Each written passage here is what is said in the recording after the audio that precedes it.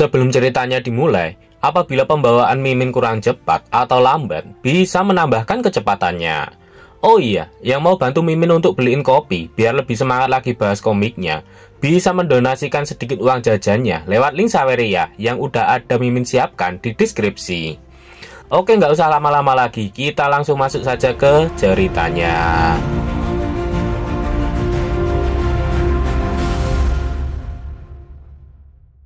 Sedikit mengulang dari part kemarin, Fasyong melihat sosok yang tinggi besar dari balik kepulan asap di depannya. Sosok itu perlahan mulai keluar dan menampakkan wujudnya.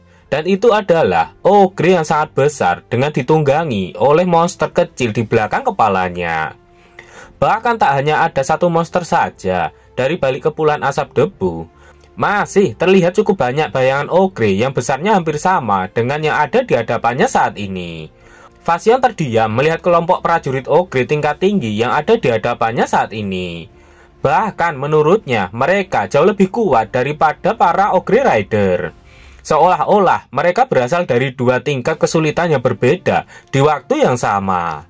Kemudian Fasyong memerintahkan anggotanya untuk mengatur ulang tim dan mempertahankan formasi mereka. Namun setelah melihat ke belakang, Fasyong kembali dikejutkan oleh tim belakangnya yang sudah kacau. Mereka berlarian untuk melarikan diri dari ogre yang muncul dari belakang. Garis belakang telah dipotong oleh kelompok ogre rider. Dan sekarang mereka telah dikepung oleh monster.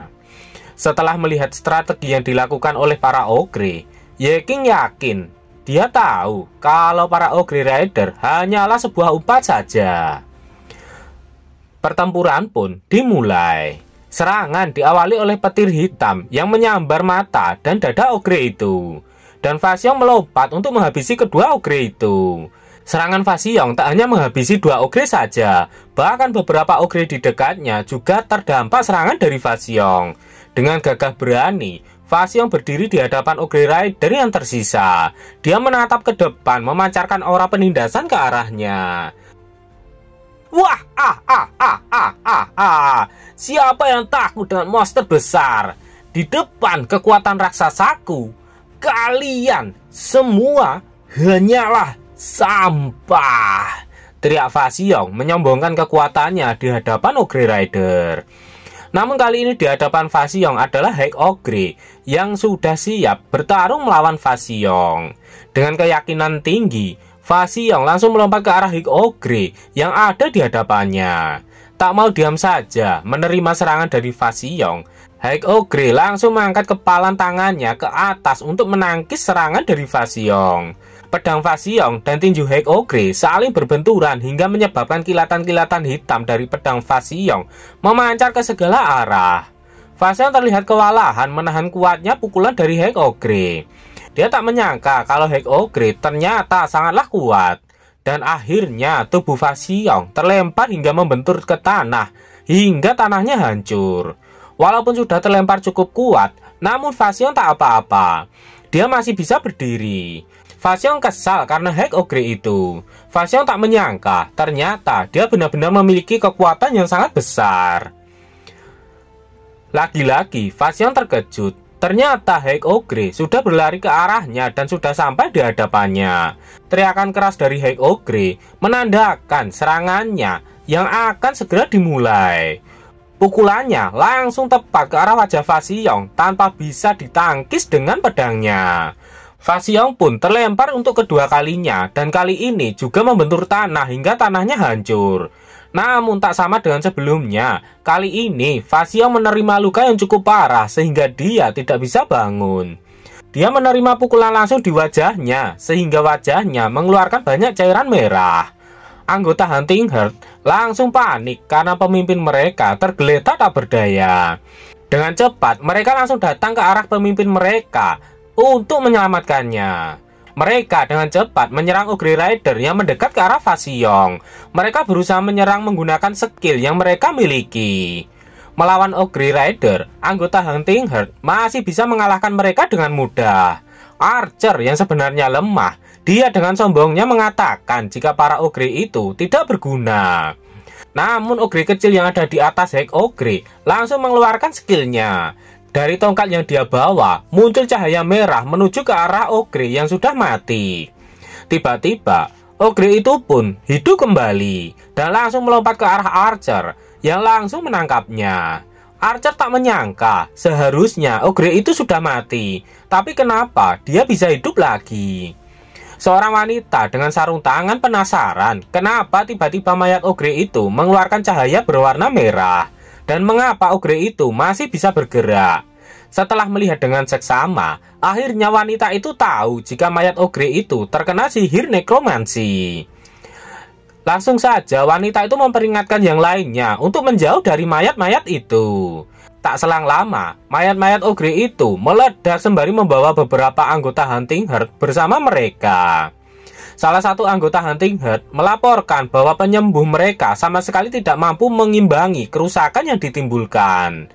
Setelah itu, Fasiyong memerintahkan anggotanya yang masih hidup untuk memasang tabir asap untuk membersihkan agro.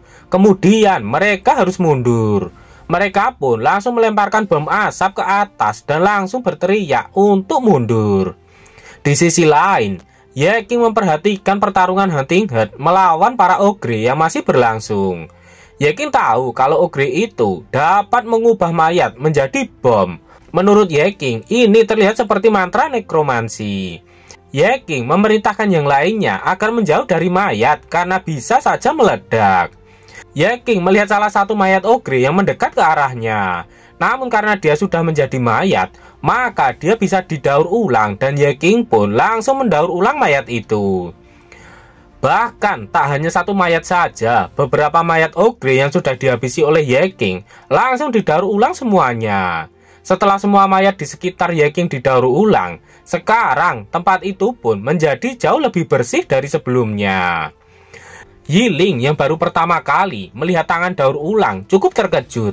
Sebab setelah mayat-mayat itu diseret oleh tangan-tangan itu, semuanya langsung menghilang. Sedangkan Zhao Tong, dia sudah tak terkejut lagi dengan apapun yang dilakukan oleh Ye King. Dia bersorak gembira dan mengatakan kalau Ye King sungguh luar biasa. Wu Ming mendekat dan bertanya, ternyata Ye King memiliki kemampuan seperti itu. Menurut Wu Ming, kekuatannya sangat menarik. Ye King pun berkeringat melihat dan mendengarkan pertanyaan dari teman-temannya yang baru pertama kali melihatnya. Tidak ada waktu untuk menjelaskan bagi Ye King sekarang. Ye King mengajak mereka untuk membersihkan semua mayat terlebih dahulu untuk mencegah Saman itu menghidupkan kembali mayat-mayat yang tersisa. Dalam hati Ye King, kupikir aku akan punya waktu untuk melihat sampah dengan santai. Tetapi sekarang aku harus mendaur ulang sebelum aku sempat melihatnya. Tiba-tiba dari kepulan asap muncul seluruh anggota Hunting Herd yang berlari ketakutan. Begitu sudah dekat dengan Ye King, Fasiyong berteriak memanggil Ye King dan yang lainnya. Setelah sampai di hadapan Ye King, masih dengan sikap sombongnya, Fasiyong mengatakan jika dia sangat murah hati dan akan memberikan Scavenger Home kesempatan. Fasiyong bertanya bagaimana menurut Ye King. Ye King penasaran tawaran apa yang akan diberikan oleh Fasiyong padanya. Fasiyong menjelaskan dia yakin bahwa Ye King dan semua anggota Scavenger Home ingin kesempatan untuk pamer. Fasiyong menawarkan bagaimana kalau dia menulis catatan yang bagus dalam laporan misi tingkat A yang mengatakan memberikan kontribusi luar biasa dalam pertempuran bersama Hunting Herd. Mungkin itu bahkan bisa meningkatkan kelompok pemburu sampah Ye King saat mereka keluar. Ye King pura-pura sedang berpikir, menurut Ye King, dia baik-baik saja menjadi pengumpul sampah.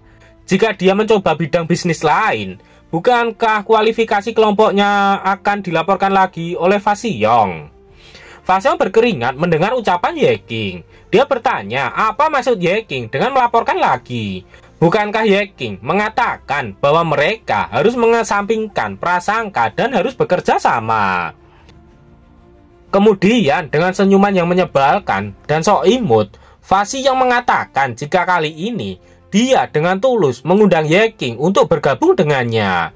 Hunting Herd sebagai kelompok pemburu yang kooperatif, Fasiyong berjanji jika yang dia katakan itu benar. Melihat wajah Fasiyong dan ucapan dari Fasiyong, semua anggota Scavenger Home langsung pucat dan berkeringat dingin. Apakah yang akan terjadi selanjutnya? Nantikan kelanjutannya di part berikutnya kalau komiknya udah update.